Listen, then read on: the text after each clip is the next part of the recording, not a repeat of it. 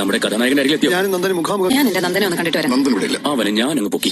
Hello guys, അങ്ങനെ നമ്മുടെ സുഖമോ ദേവിയിൽ പദ്ധതികളെല്ലാം തകിട്ടം മറിയുന്നു. അതെ ഗൈസ്, നമ്മുടെ ഇസബല്ല ഭയങ്കര ഹാപ്പിയിലാണ് ഇപ്പോൾ അല്ലെ.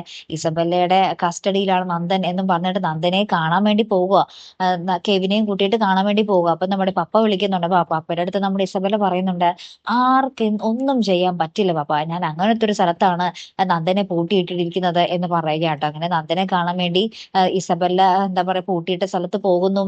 അവിടെ ഗുണ്ടകളുടെ അടുത്ത് പറയുന്നുണ്ട്, ഞാനൊന്ന് നന്ദനെ കാണട്ടെ എന്ന് പറഞ്ഞു പോകുമ്പോഴത്തേക്കും ഗുണ്ടകൾ പറയുന്നുണ്ട്, നന്ദനെ ഋഷി മാറ്റിയല്ലോ എന്ന് പറയുകയാണ്.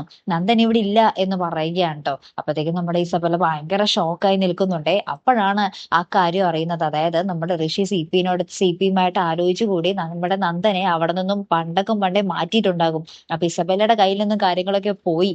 അപ്പൊ മുട്ടൻ ചതിയാണ് അവിടെ സംഭവിച്ചിരിക്കുന്നത്. ഇനി നമ്മുടെ ഋഷിയും ഇസബല്ലയും മുട്ടൻ ശത്രുക്കൾ ആകാൻ തന്നെ ആയിരിക്കും സാധ്യത കൂടുതൽ. ഋഷിയാണെങ്കിൽ നന്ദനെ കൊല്ലാനായിരിക്കും സാധ്യത കൂടുതൽ.